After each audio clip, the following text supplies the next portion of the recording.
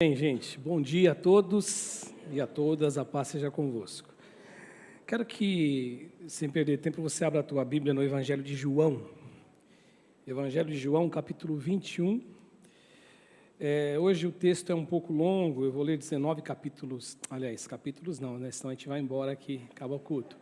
Versículos com vocês, mas eu acho que interessante, vale a pena a gente ler esses textos aqui. Como o pastor Ivaldo falou, nós estamos na nossa quarta semana da nossa campanha Projeto de Vida. O pastor Ivaldo pregou na primeira semana falando de vida espiritual, eu falei sobre família. Semana passada o pastor falou de sentimentos e hoje nós vamos falar de vida emocional, de emoções. Eu estava dizendo para os nossos irmãos na primeira reunião, de que até quinta-feira, pela madrugada, eu não sabia qual texto eu poderia escolher para me apoiar na pregação de hoje. E aí, na quinta-feira, na minha devocional com o Senhor, eu lembrei desse texto, dessa passagem de João, do Evangelho de João, capítulo 21, que de verdade eu julgo ser uma das principais passagens onde a gente percebe o cuidado de Deus, o cuidado de Jesus com as nossas emoções e o cuidado de Jesus com a emoção de um homem, Pedro. E isso também, com certeza, é algo que se multiplica ao cuidado dele para comigo, para com você, para com todos nós. E o texto de João, no capítulo 21, o verso 1 fala assim: depois disso, Jesus apareceu novamente aos seus discípulos, à margem do mar de Tiberíades. Foi assim: estavam juntos Simão Pedro, Tomé chamado Dídimo, Natanael de Caná da Galileia, os filhos de Zebedeu, no caso João e o seu irmão, e os dois outros discípulos. Vou pescar, disse-lhe Simão Pedro, e eles disseram: nós vamos com você. Eles foram e entraram no barco, mas naquela noite nada pegaram, não pegaram nada. Ao amanhecer, Jesus estava na praia, mas os discípulos não o reconheceram. Ele lhes perguntou: filhos, vocês têm algo para comer? Eles responderam que não. Ele disse: lancem a rede do lado direito do barco e vocês encontrarão. Eles a lançaram e não conseguiam recolher a rede, qual era a quantidade de peixes. Tal era a quantidade de peixe. O discípulo a quem Jesus amava disse a Pedro: é o Senhor. Simão Pedro, ouvindo dizer isso, vestiu a capa, pois a havia tirado. Ele lançou-se ao mar. Os outros discípulos vieram no barco, arrastando a rede cheia de peixes, pois estavam apenas a cerca de 90 metros da praia. Quando desembarcaram, viram ali uma fogueira, peixes sobre brasas e um pouco de pão. Diga para você aí, junto comigo, repetindo: viram ali uma fogueira. Isso vai ser importante para nós aqui hoje. E aí Jesus disse assim: tragam alguns dos peixes que acabaram de pescar. Simão Pedro entrou no barco, arrastou a rede para a praia. Ela estava cheia, tinha 153 grandes peixes. Embora houvesse tantos peixes, a rede não se rompeu. Jesus lhes disse: venham comer. Nenhum dos discípulos tinha coragem de lhe perguntar: quem és tu? Porque eles sabiam que era Jesus, era o Senhor ressuscitado. Jesus aproximou-se e tomou o pão e o deu a eles, fazendo o mesmo com o peixe. Esta foi a terceira vez que Jesus apareceu aos seus discípulos depois que ressuscitou dos mortos. Na minha Bíblia tem um título: Jesus restaura Pedro. E aí ele fala assim, depois de comerem, verso 15, Jesus perguntou a Simão Pedro: Simão, filho de João, você me ama mais do que estes? É importante isso também, essa pergunta: você me ama mais do que estes? Disse ele: sim, Senhor, tu sabes que te amo. Disse Jesus: cuide dos meus cordeiros. Novamente Jesus disse: Simão, filho de João, você me ama? Ele respondeu: sim, Senhor, tu sabes que eu te amo. E disse Jesus: pastorei as minhas ovelhas. E pela terceira vez ele lhe disse: Simão, filho de João, você me ama? Pedro ficou magoado por Jesus lhe ter perguntado pela terceira vez, você me ama? Ele disse, Senhor, tu sabes todas as coisas e sabes que eu te amo. Disse-lhe Jesus, cuide das minhas ovelhas. Digo-lhe a verdade, quando você era jovem ou mais jovem, vestia-se e ia para onde queria. Mas quando for velho, Pedro, estenderá as mãos e outra pessoa o vestirá e o levará para onde você não deseja ir. E João, discípulo de Jesus e apóstolo, ele diz assim que Jesus disse isso para indicar o tipo de morte com o qual Pedro iria glorificar a Deus. E aí ele disse para ele, siga-me. Esse aqui é o texto do Evangelho de João. Alguém arriscou a dizer que não é possível, os psicólogos dizem isso, os psicólogos, os estudantes da mente humana, eles dizem que não é possível esquadrinhar e quantificar quantas emoções eu e você sentimos. O rei Roberto Carlos, ele diz assim, o importante é que emoções eu vivi. Mas os psicólogos não sabem dizer, olha, são tantas emoções. É este número de emoções. Alguns se arriscaram a dizer que existem as 8 principais emoções, sendo elas a alegria, que é uma emoção, a tristeza é outra emoção, a raiva, por incrível que pareça, quando você tem raiva, é uma emoção que você está sentindo. O medo é uma emoção, a surpresa é uma outra emoção, que eles colocam e classificam como uma das 8 importantes, o afeto, o carinho, desejo de alguém por alguém, de abraçar, de ser amigo, é uma emoção. A aversão, quando você não gosta de estar com aquela pessoa não te faz bem, é um sentimento, é uma emoção também, a aversão. E a confiança também é uma emoção. E quando a gente começa a aprender um pouquinho acerca de emoção e tentar trazer o conceito na nossa mente, a gente descobre que emoção, ela é uma reação imediata a alguma coisa, a algum sentimento que é competente àquela reação. É uma reação imediata a um estímulo, por conta de alguma coisa que aconteceu com você, por alguma coisa que se deu ali, que você encarou, que você vivenciou. Isso, essa reação, que é uma reação, emoção é uma reação imediata a um estímulo competente, e essa reação ela tem relação com aquilo que aconteceu. Isso que acontece pode fazer o teu coração, a tua mente, a tua alma, o teu ser se alegrar, ou seja, é uma coisa agradável, ou pode fazer com que você sinta algo ruim e isso adoeça você.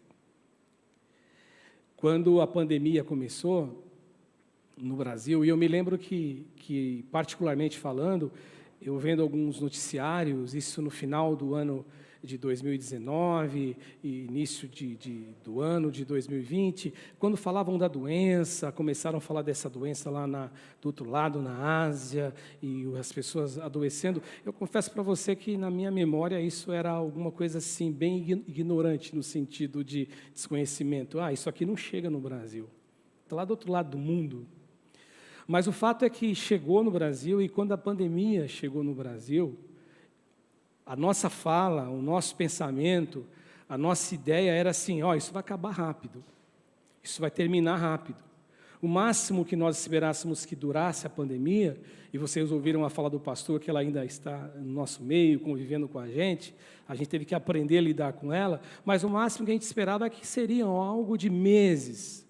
Aquelas frases que a gente ouvia na TV, e nós mesmos gravamos frases aqui, com a família reunida, quando nós fazíamos o culto, só nós aqui, pastores, gravando para uma câmera, fique em casa, era algo que soava com uma maneira interessante, uma maneira bonita. Acontece que os dias foram se amontoando a dias, e os dias se tornaram meses, o mês, e os meses se tornaram ano, E o ano foi juntando e virou 2 anos praticamente, e nós estamos vivendo há mais de 2 anos nisso. Eu também disse que ouvi de um pastor, e ele também disse, eu concordo, que para alguns a pandemia também serviu como uma válvula de escape para tudo é a pandemia. Eu não posso fazer tudo e é a pandemia. E é curioso que a pessoa não faz aquilo que não interessa ela fazer, então é a pandemia. Então se tornou algo conveniente na cabeça de alguns. Só que nós não podemos desprezar o poder da pandemia e o efeito que ela causou dentro de uma alma humana. Tiveram muitas pessoas que sofreram na pandemia. Tiveram muitas pessoas que perderam na pandemia. Tiveram famílias que foram dizimadas na pandemia. Nós vimos famílias inteiras que morreram na pandemia. Nós trabalhamos aqui, o pastor Ivaldo, com a construção, o Maurício e toda a equipe de construção, e nós recebíamos aqui um rapaz de nome Emerson.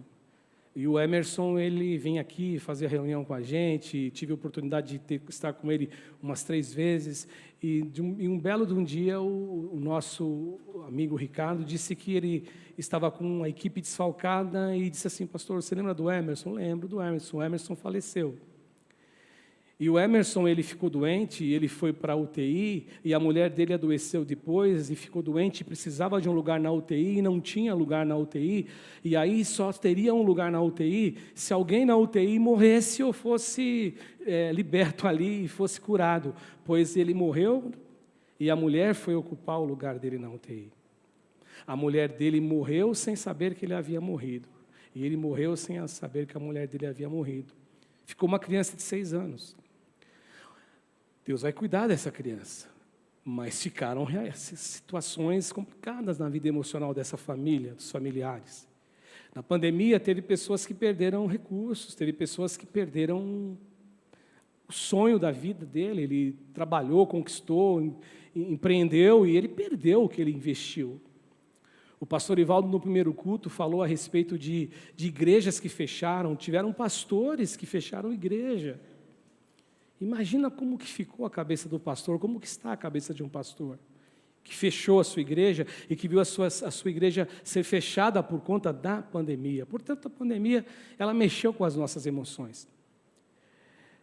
E aí, diante desse cenário, diante desse caos emocional, às vezes a gente se pega pensando, como que Deus enxerga isto? Como que Deus entende isto? Como que Deus vê isso? Será que Deus lá do céu, Ele olha e Ele se compadece? Será que Deus, Ele olha lá do céu e Ele vê uma oração de um filho que perdeu seus pais? Será que Ele se compadece como uma amiga minha, lá do norte do Paraná, que o marido faleceu e ela ficou muito ruim, e ela dizia assim, que lá na UTI, quando ela estava ruim, ela falava, poxa, eu não posso morrer. Senhor, não me deixa morrer. A minha filha vai ficar sem pai e sem mãe. Será que Deus ele está olhando, ou Deus ele está indiferente? Será que Deus ele está olhando para a gente? Algumas pessoas começam a questionar a Deus nesse sentido.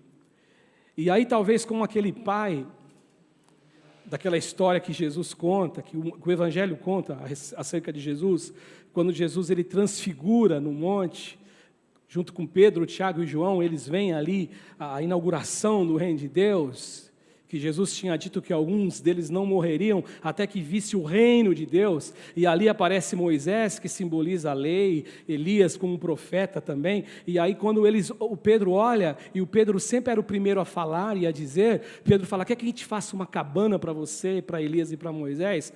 E aí uma nuvem toma ali o monte, e aí ele, quando olha, ele só vê em Jesus, e uma voz do céu que diz, esse é o meu filho amado em quem tenho prazer, a ele vocês devem seguir. Quando Jesus volta lá embaixo, os 9 discípulos estão numa situação muito difícil, porque alguém quer que algum pai levou uma criança para eles curarem um filho, eles não conseguiram. E aí Jesus, você sabe a história, Jesus cura a criança, e aí Jesus, antes de curar, ele fala assim, o pai fala assim, se você pode, e aí ele fala assim, se eu posso. Tudo é possível aquele que crê. Foi o que o pastor leu aqui. Só o que me admira aquele pai dizer para o Jesus e abrir o coração e abrir a alma para Jesus e dizer, Jesus, eu creio, mas me ajuda na minha incredulidade, na minha falta de fé. Talvez na pandemia muitas pessoas estão passando por isso. Mas se você perguntar como que Jesus vê isso, eu entendo que ele vê da mesma maneira que ele olhou para Pedro. Ele quer curar você, ele quer restaurar você, ele quer me restaurar, ele quer me ver sadio, ele quer me ver a minha emoção, essas emoções, não só essas 8, ou ainda que existam muito mais, Deus ele deseja nos ver curados. E a primeira lição que eu queria dizer, como que você vê? Eu vejo porque ele pode curar, eu vejo porque eu creio que ele cura. Eu vejo porque eu sei que Jesus viveu emoções também, viveu motivos também de muita dureza na vida dele. Então ele vivenciou e venceu todas elas. E se ele venceu, ele pode fazer com que você se torne um vencedor também. Eu aprendi muito cedo que eu não tenho nada a ensinar se eu não aprendi aquilo que eu vou ensinar. Eu aprendi desde cedo que eu não tenho o que falar de Jesus e uma verdade anunciada a alguém por mim, se essa verdade que eu anuncio não for verdade em primeiro lugar na minha existência, na minha vida. Então Jesus, ele nos mostra isso. E a primeira lição que eu quero falar com você aqui hoje, nessa noite, é exatamente sobre isso, sobre as emoções de Jesus. Se tem alguém que viveu nesse planeta, se tem alguém que pisou esse planeta Terra, que reunia uma condição, que somava tudo para ser o cara mais destruído emocionalmente, seria Jesus. Seria Jesus. Porque ele foi traído por amigo.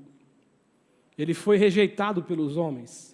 O profeta Isaías, quando fala de Jesus, no texto conhecidíssimo do Cordeiro, lá nos 53 de Isaías, no livro, ele diz assim que ele era desprezado, ele era o mais rejeitado dos homens de dores, homem que sofreu, homem que ninguém fez caso dele, viraram o rosto para Jesus. Jesus ele é chamado de endemoniado. Você vê Jesus na discussão dele com os religiosos, no capítulo 8 de João e no Evangelho de João, você descobre que Jesus ele está sendo questionado, Jesus está sendo desprezado, as pessoas estão dizendo que ele é endemoniado. Alguém arriscou dizer para Jesus que ele era, na verdade não era filho, ele era alguém que tinha tido, não sabia nem que era o pai dele, você nasceu de prostituição, a sua mãe pulou o muro. Foi que disseram para Jesus em João no capítulo 8.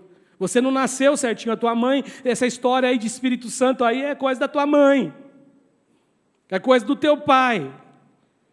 Quer dizer, Jesus foi desprezado, ele tinha tudo para ser alguém doente emocionalmente. Portanto, por ser Jesus o nosso Salvador, por ser Jesus o Rei dos Reis, por ser Jesus o Senhor dos Senhores, por ser Jesus o Deus que se encarnou, o Deus poderoso que viveu na terra, experimentou de todos os sentimentos que você experimenta, todas as emoções que você experimenta. Todavia, Jesus, ele era alguém curado, ele pode curar você. E no Evangelho de Mateus, no capítulo de número 26, do verso 31 ao verso 35, tem aqui uma história. O que está acontecendo aqui é que esses discípulos, eles estão com Jesus na noite de quinta-feira. É quinta-feira, eles comeram a Páscoa. Jesus instituiu a ceia do Senhor. E diz o verso 30 que eles cantaram um hino e saíram e foram para o Monte das Oliveiras. E no verso 31, Jesus fala assim: ainda esta noite, todos vocês me abandonarão. Todos vocês. Aí você pode dizer assim: ah, tá bom, mas Jesus era Deus, ele não sofreu. Ele sofreu. Ele se angustiou. Quem que quer ser traído por um amigo? Quem quer ser abandonado por alguém que ama? Quem deseja ser abandonado por alguém que você se entregou, se deu, se doou por ele? E aí diz o texto assim: vocês me abandonarão, pois está escrito. Ele cita um texto do profeta Zacarias: ferirei o pastor, e as ovelhas do rebanho serão dispersas. E olha o que ele diz. Só que eles estavam com os ouvidos ainda tapados para esse tipo de coisa. Na cabeça deles era muito para entender isso. Mas Jesus disse assim: mas depois de ressuscitar, eu irei adiante, eu irei à frente de vocês para a Galileia. E aí Pedro respondeu para Jesus: ainda que todos te abandonem, eu nunca te abandonarei. Pedro sempre era o primeiro a dizer, e o todos estava incluído os 11 discípulos: ainda que todos eles te abandonem, eu não vou te abandonar. Aí Jesus disse assim para Pedro, Jesus respondeu: Pedro, eu asseguro a você, que ainda esta noite de quinta-feira, antes que o galo cante, você vai me negar 3 vezes. Mas Pedro disse assim: mas ainda que seja preciso que eu morra contigo, eu nunca te negarei. E todos eles disseram a mesma coisa. O que me chama a atenção aqui, que também essa expressão dos discípulos e de Pedro e os outros, é uma emoção. Eles estão falando no calor de uma emoção. Eu vou estar com você. Você já falou coisas para alguém que você faria e não fez, mas que na verdade você falou por falar? Vou fazer isso. Não, deixa comigo, eu faço. Esses dias um amigo ligou para mim e falou, pô, Cassião, ele me chama de Cassião, né? Pô, Cassião, nós vamos almoçar, agora em janeiro nós vamos almoçar. Eu falei para ele, cara, posso ser sincero com você? Eu acho que nós não vamos almoçar em janeiro, não. Por quê? Porque a gente não tem tempo para almoçar, porque só fala que vai marcar e não marca. Que dia que é hoje? Que dia que é hoje? 30 de janeiro. Pergunta se eu almocei com ele ainda. Não, não almocei. Porque ele falou que ia marcar. Juntar eu e mais 2 amigos. Não juntou. Já aconteceu com a gente. Eles disseram, olha, eu vou com você. Só que aí, Jesus, ele disse assim, olha, vai acontecer isso. E pouco tempo depois aconteceu isto. No verso 36, diz assim que então foi com os seus discípulos para um lugar chamado Getsêmani. E ele lhes disse, sentem-se aqui enquanto eu vou ali orar. E levando consigo Pedro e os 2 filhos de Zebedeu, Tiago e João, ele começou a entristecer-se, gente, olha a emoção de tristeza, e angustiar-se. E ele disse-lhe assim, a minha alma, ela está profundamente triste. É uma emoção que Jesus está sentindo, numa tristeza mortal. Fiquem aqui e vigiem comigo. Jesus está triste. E talvez os motivos da tristeza de Jesus, em primeiro lugar, seja porque ele sabe que ele vai ter que enfrentar a cruz como homem. E ele vai ter que morrer sozinho como homem. E sofrer as dores dos cravos, dos pregos, da coroa de espinhos, do peso da cruz. Talvez seja isso, mas talvez o que mais doa em Jesus é saber que os seus amigos, aqueles a quem ele se doou e se entregou, irão negá-lo, irão abandoná-lo, irão traí-lo, como Judas que traiu Jesus com um beijo. E esse Jesus, que é um carpinteiro, filho de carpinteiro, que teve uma profissão humilde, esse Jesus, que aos 12 anos ele é encontrado discutindo com os religiosos, com os mestres da lei, esse Jesus que é batizado aos 30 anos, esse Jesus, ele é homem.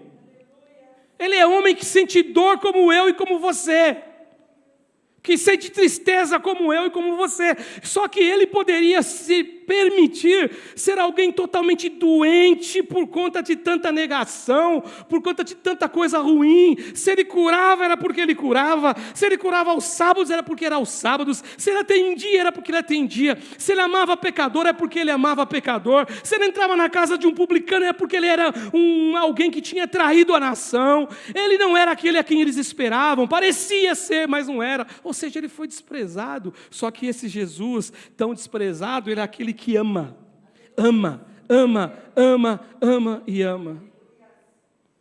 E se ele ama, e se ele amou aos discípulos, ele amou a Pedro, e ele curou a Pedro, ele restaurou a Pedro, é porque ele tem poder para restaurar a todos aqueles que se achegam até ele em oração, se colocando como alguém que depende de Deus. A segunda lição aqui é que Pedro ele ficou destruído emocionalmente. Pedro ele ficou destruído emocionalmente. O Mateus, ainda no capítulo 26, do verso 69 ao 75, depois eu vou ler a correspondência em Lucas, da mesma história, diz assim que Pedro está sentado no pátio, e uma criada, aproximando-se dele, diz assim para ele, você também estava com Jesus o Galileu. Ele não aceita, ele fala assim, não. Ele o negou, dizendo, não sei do que você está falando, eu não conheço esse cara. Eu estou aqui por mera curiosidade, para ver quem é esse cara, mas eu não o conheço. Aí chegou uma outra, ele foi em direção à porta, onde outra criada o viu, e disse aos que estavam ali, este homem estava com Jesus o Nazareno, e ele jurando, sabe quando você já também falou, juro por Deus? E Deus olhou para você e falou, mas que mentiroso, ainda jura por mim esse desgranhento. Juro por Deus, você está mentindo. E ele falou, eu juro. E ele negou, não conheço esse homem. Pouco tempo ali, depois, o texto de Lucas vai dizer 1 hora, estavam ali e chegaram a Pedro e disse assim, certamente você é um deles, porque o modo que você fala denuncia, você tem jeito de Jesus. A sua fala lembra Jesus. Ele falou assim, ele começou a amaldiçoar, ele amaldiçoou a Jesus, ele disse assim, jurar, eu não conheço esse cara, não conheço esse homem. E aí nessa hora, imediatamente o galo cantou. Então Pedro se lembrou da palavra que Jesus tinha dito, antes que o galo cante, você me negará 3 vezes. E o texto diz que ele sai dali e ele se põe a chorar amargamente. A sua correspondência desse texto está no Evangelho de São Lucas, no capítulo 22, e no capítulo 22 de Lucas, no verso 54, algumas coisas aqui estão acontecendo que eu quero que você entenda agora e preste atenção, porque Jesus vai recriar coisas nesse encontro com Pedro, nesse encontro com os discípulos ali no mar de Tiberíades. Capítulo 54, diz assim, então... Prenderam, capítulo 54 não, versículo 54 de Lucas, né? Então prendendo-o, levaram-o para a casa do sumo sacerdote. Pedro seguia a distância. Agora quando eles acenderam o fogo, olha aqui o fogo, olha aqui a fogueira. Essa fogueira ela tem muito significado, ela vai ter muito significado para Pedro. Jesus vai ser alguém que vai ensinar por meio de coisas que estão acontecendo e que aconteceu na vida de Pedro. E aí aqui tem uma fogueira, diz assim que quando acenderam um fogo, uma fogueira no meio do pátio e se sentaram ao redor dele, Pedro também se senta com eles. Uma criada o viu sentado ali à luz do fogo e olhou fixamente no olho dele e disse, este homem estava com Jesus, mas ele negou, mulher, eu não o conheço. Pouco depois um homem o viu também e disse assim, você também estava com ele.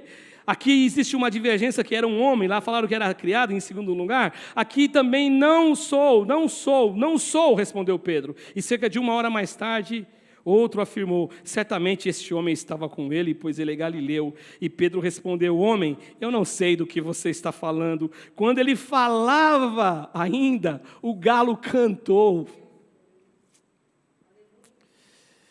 E o galo cantou para Pedro e foi um canta-galo que machucou demais Pedro. Isso foi na quinta-feira. Eu fico imaginando Pedro na sexta para o sábado. Isso foi na quinta para a sexta, na sexta para o sábado, quando Pedro escutou o galo cantar de novo.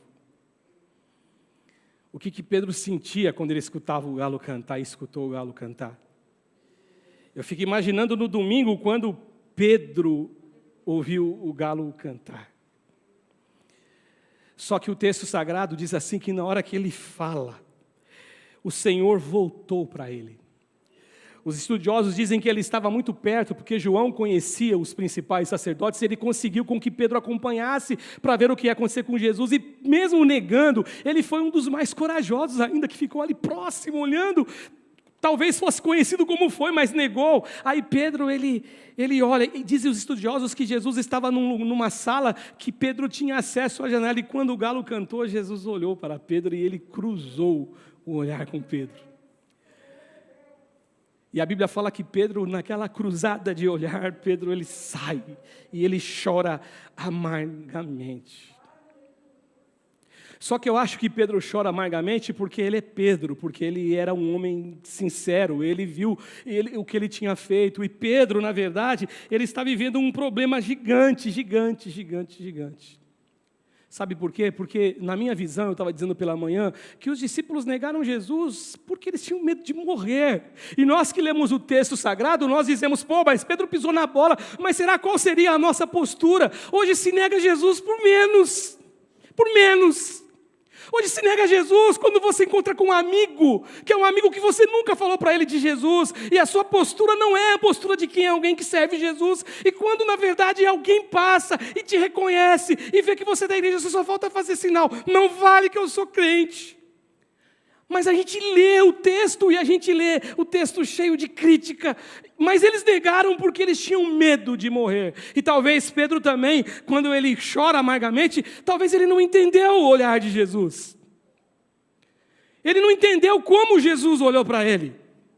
Porque nós vamos aprender hoje, nós vamos ver no texto, e o texto nos mostra que Jesus queria curar a Pedro, Jesus queria restaurar a Pedro. Aquele olhar não foi um olhar de quem dizia, eu te falei, você me negou, não. Era um olhar de quem estava dizendo, Pedro, tem esperança, Pedro, tem esperança, Pedro vai ter oportunidade, Pedro, eu amo você, Pedro, eu vou morrer por você na cruz. Lembra que eu disse que eu morreria, mas a morte não vai me deter, o túmulo não vai me segurar, eu vou ressuscitar ao terceiro dia, eu vou adiante de vocês na Galileia. Pedro ainda tem esperança, Pedro.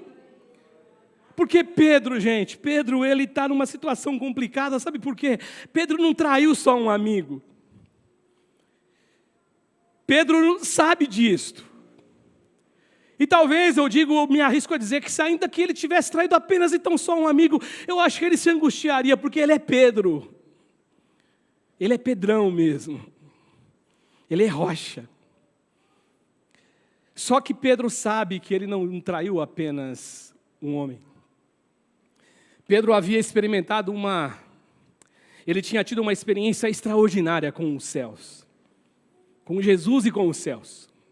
Lá nas bandas de Cesareia, de Filipe, diz o texto sagrado em Mateus, no capítulo 16, que Jesus ele chega aos discípulos e ele pergunta aos discípulos, o que estão dizendo ser o Filho do Homem? Quem é o Filho do Homem?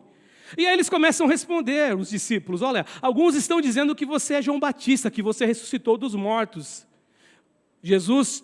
João Batista havia morrido fazia pouco tempo, mas estão dizendo que é é João Batista. Outros dizem que você é Elias. Estão dizendo que Elias, que foi tomado, arrebatado na carruagem de fogo, voltou, é você. Porque existia uma profecia que Elias viria, mas ele já tinha vindo. O espírito de Elias era João Batista. Só que eles achavam que era Elias, talvez seja Elias, morreu. Alguns estão dizendo que você é Jeremias. E ainda estão dizendo outras pessoas que você é um dos profetas, um profeta abençoado. Mas Jesus não queria saber o que as pessoas diziam. Jesus queria saber o que eles pensavam. Porque Jesus estava treinando aqueles meninos para que eles fizessem o que eles fizeram, pregar o evangelho a toda criatura, batizar em nome do Pai, do Filho e do Espírito Santo e se tornar verdadeiras colunas do evangelho. Foi o que aconteceu com esses caras. E aí Pedro ele respondeu, tu és o Cristo, tu és o Messias, tu és o Filho de Deus. E quando ele fala isso, Jesus fala para ele, a experiência dele, Pedro, essa coisa que você está falando, Pedro, isso é uma experiência dos céus. Isso não é algo da terra.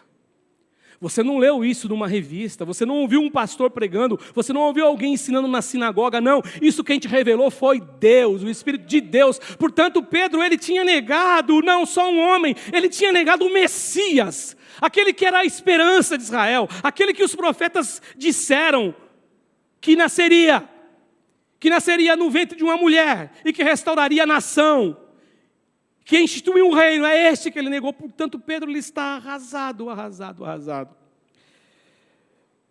Só que aí, a próxima lição que eu vejo aqui, é que as coisas não param assim. Jesus não quer te ver você arrasado, Jesus não quer ver você destruído, Jesus quer ver você curado. E eu entro na última lição, porque Jesus desejava curar Pedro. E no capítulo 16, no versículo 6 e no versículo 7, fica muito claro que Pedro, ele tinha perdido toda a confiança em si mesmo.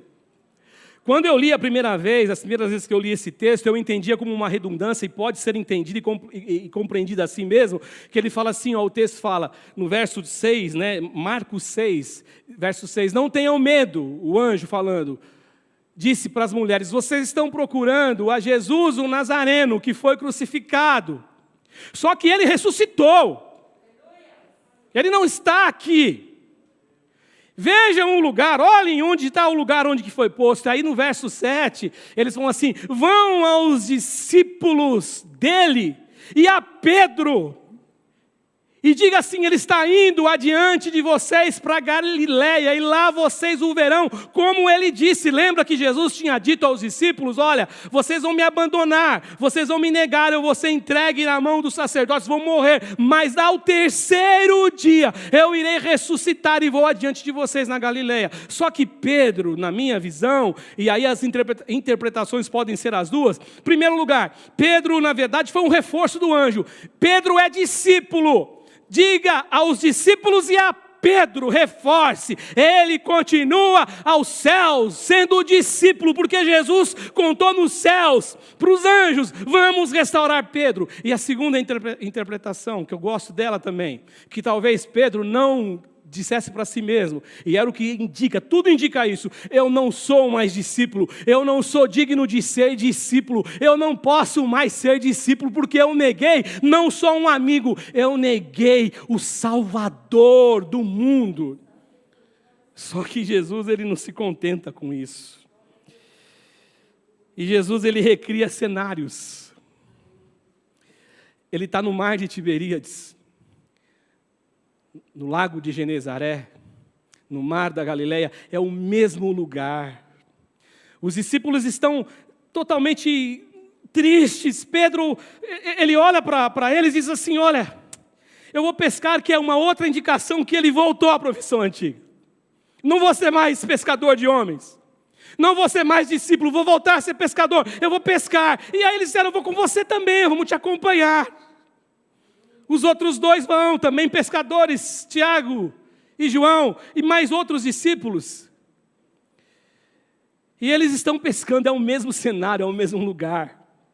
O mesmo lugar da chamada de Pedro, o mesmo lugar da chamada de André, quando Jesus emprestou o barco deles para anunciar o reino de Deus. Só que antes Jesus falou assim: jogue a rede à direita do barco. E ele falou assim: Jesus, Senhor, mestre, nós pescamos, tentamos pescar a noite inteira e não pegamos peixe algum, mas sobre a tua palavra eu vou jogar a rede. E o texto diz que eles pegaram muitos peixes. E aí Pedro fala: afasta-se de mim, porque eu sou um homem pecador. Agora Jesus, ele recria cenários. Esse é o primeiro cenário, é o cenário do lago, é o cenário do mesmo lugar onde ele foi chamado, porque agora Jesus diz o seguinte: lá da praia, eles não reconhecem Jesus. Vocês têm algo para comer? Não, não temos, não pescamos nada. Jogue a rede à direita do barco. E de novo, Jesus está dizendo: Pedro, existe uma nova chance, Pedro. Existe uma nova possibilidade, Pedro. Existe cura para você, Pedro. Existe restauração para você, Pedro. Porque eu amo você, Pedro. Eu morri por você, Pedro. E aí quando ele joga a rede, eles pegam peixes, e João, o discípulo do amor, fala assim para Pedro: Pedro, eu acho que é ele. Eu acho que é Jesus, Pedro. E aí Pedro desce do barco. Ele vai na água nadando. Depois Jesus pede alguma coisa para comer. E aí Jesus está sentado. E aí fala: tragam os peixes. Jesus não está olhando para eles dizendo assim: eu falei para vocês? Eu falei para vocês, seus bandidos traidores. Jesus não está falando isso para eles. Jesus amava aqueles caras. Não é à toa que João, no seu evangelho, no capítulo 13, vai dizer como ele havia amado os seus que estavam no mundo. Ele amou-os até o fim. Lavou os pés deles. Mostrou amor a eles, e Jesus os amava. Então agora ele começa a recriar cenários. Lembra de Lucas 22, quando Pedro está seguindo Jesus de perto para ver o que aconteceria com ele? Acendem uma fogueira no pátio. E é na fogueira, na experiência do fogo, do calor do fogo, que Pedro, ele nega Jesus. Agora no versículo 21, aqui no capítulo 21, no verso 6, fala assim: eles lançam a rede do lado direito do barco, vocês vão encontrar. Eles lançaram e não conseguiram recolher. E aí Jesus, na verdade, o discípulo a quem Jesus amava, no verso 7, diz a Pedro: é o Senhor. Pedro, vendo isso, ele veste a sua capa, porque ele havia tirado, lança-se no mar. Os outros discípulos vieram ao barco arrastando a rede cheia de peixes. E aí no verso 9, quando desembarcaram, viram ali uma fogueira. Diga para o seu irmão: fogueira. A fogueira da cura. A fogueira da restauração. Jesus falou assim, ó, você me negou no fogo. Tinha fogueira quando você me negou. Pedro, eu recriei o cenário da chamada para você ser apóstolo. Está aqui a segunda chance confirmando. Eu curo você, curarei você e quero que você seja apóstolo. E agora tem fogueira. Você me negou 3 vezes. Você vai ter oportunidade de dizer 3 vezes a mim eu te amo. E o texto sagrado diz assim, então, do verso 15 em diante, que Jesus perguntou para Pedro, e na minha Bíblia que eu estou hoje, ela tem essa informação aqui de título, Jesus restaura Pedro. Ele fala assim, depois de comerem, Jesus perguntou a Simão Pedro, e olha Jesus recriando cenários, ele disse assim lá em Mateus 26, todos podem te abandonar, eu não vou te abandonar. Agora Jesus chega assim para eles e fala assim, para eles e para Pedro, pergunta a Pedro e aponta a eles, Pedro, você me ama mais do que estes? Mexendo com um lado emocional do Pedro da humildade. Você disse, você é Pedro, você é sempre aquele que fala, eu faço, eu posso amá-lo e eles vão te abandonar, mas eu vou com você até a morte. Se eles te abandonarem é problema deles, eu vou com você. Agora Jesus fala, Pedro, você me ama mais do que estes. E Jesus pergunta 3 vezes. A lição também, com certeza pode ser a lição do complexo do cantagalo que Pedro tinha, porque ele negou 3 vezes antes do galo cantar. E agora Jesus pergunta 3 vezes se ele o ama. Tudo bem que eu já falei também aqui algumas vezes que o texto original, as palavras no texto original para amor é diferente. Quando Jesus pergunta aqui no verso 15, Simão Pedro, filho de João, você me ama mais do que esses? O texto original, Pedro aqui, ele ouve da boca de Jesus a palavra ágape, agapou, amor perfeito. E quando ele disse assim para o Senhor Jesus, sim Senhor, tu sabes que eu te amo. Esse te amo de Pedro aqui é filéu. É amor fraterno, é amor quem gosta de mim, quem eu gosto dele. A gente tem essa amizade, tem carinho um por outro, tem uma empatia um pelo outro. E aí Jesus então diz assim, cuide dos meus cordeiros. Novamente Jesus pergunta a segunda vez, Pedro, você me ama? E ele usa de novo o agapou. E Pedro responde de novo com filéu, eu te amo. E ele fala, apacente as minhas ovelhas, cuide das minhas ovelhinhas. E pela 3ª vez, quando Jesus pergunta a Pedro, Pedro, você me ama? Jesus não usa mais agapou. Jesus pergunta filéu agora. Por isso que Pedro se entristece. Porque ele falou assim, olha, eu te amo, Jesus, mas de um modo imperfeito. Eu não te amo do jeito que eu tenho que te amar. Só que aí Jesus vem e responde para ele, Pedro, quando você era novo, você era o Pedro que cortava a orelha do Malco. Você era o Pedro que respondia tudo em primeiro lugar. Você era o Pedro que me chamava à parte para dizer, para que esse pensamento aí de morrer? E aí eu virei para você e falei assim, para trás de mim, ô Satanás, adversário. Você é meu adversário, você está agindo como ele. Agora, Pedro, quando você for velho, você vai andar por caminhos que você não gostaria de andar, você vai dar a mão para as pessoas vão vestir você e vão te direcionar por caminho que você não gostaria de andar. E aí João, o discípulo do amor, diz uma coisa muito, muito significativa. Ele diz o seguinte, gente, que essa fala de Jesus significava o tipo de morte que Pedro teria para glorificar o nome do Senhor. Lembra que eu falei que os discípulos negaram Jesus por quê? Medo de morrer. Dos discípulos de Jesus, inclusive Paulo e outros, dizem que a tradição judaica aqui diz que apenas João, esse que escreve, não morreu com uma morte violenta. O resto deles, ou o restante deles, todos morreram mortes violentas. Foram cerrados ao meio, como diz o escritor de Hebreus. Pedro foi morrer crucificado, e quando Pedro foi morrer, diz a tradução judaica que ele falou, eu não sou digno de morrer como o meu mestre morreu, eu não sou digno. Inverte a cruz de ponta cabeça, a Bíblia fala que ele morreu dessa forma. Portanto, agora Jesus ele restaurou a Pedro, restaurou a emoção de Pedro, do mesmo modo que ele quer restaurar a minha e a tua emoção.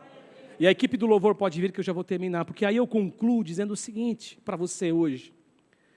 Pastor Cássio, existe possibilidade para a gente? Ainda tem. Tem uma porta. O nome dessa porta é restauração. O nome dessa porta, e você entra nela, quando você entra nela, tem outras portas que está lá escrito cura emocional, cura da tristeza, cura da raiva, cura do ódio, confiança, Tem tudo lá para você.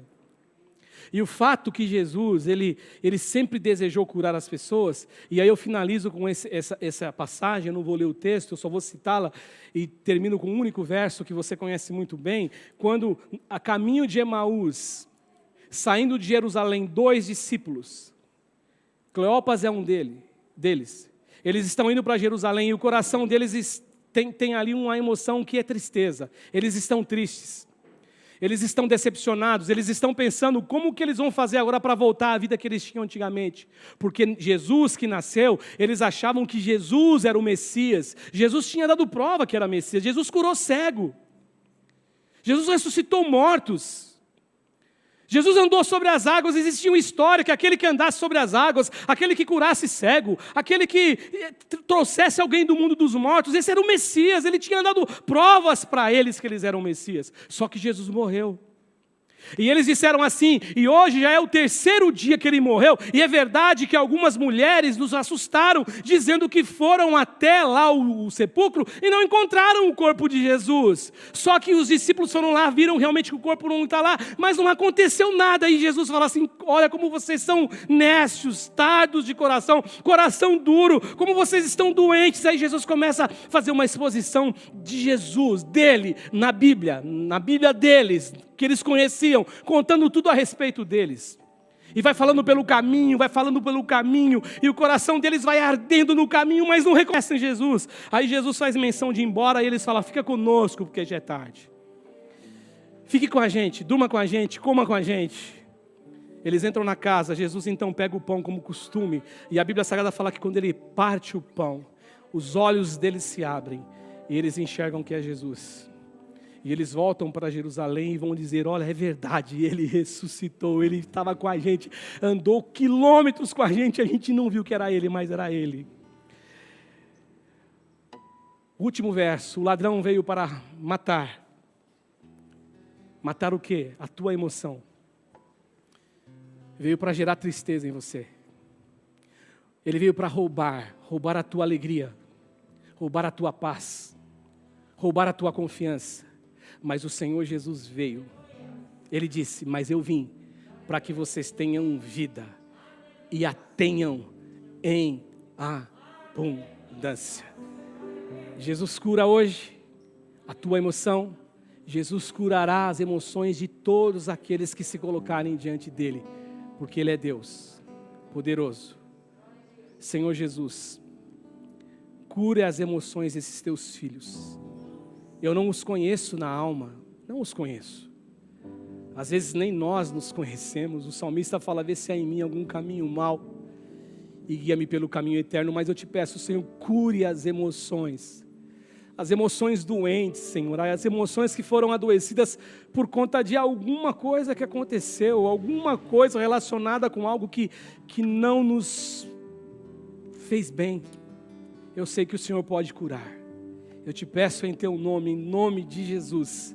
A tua palavra nos ensina isso, que o Senhor veio para dar vida. Vida plena, como diz essa tradução que eu estou hoje.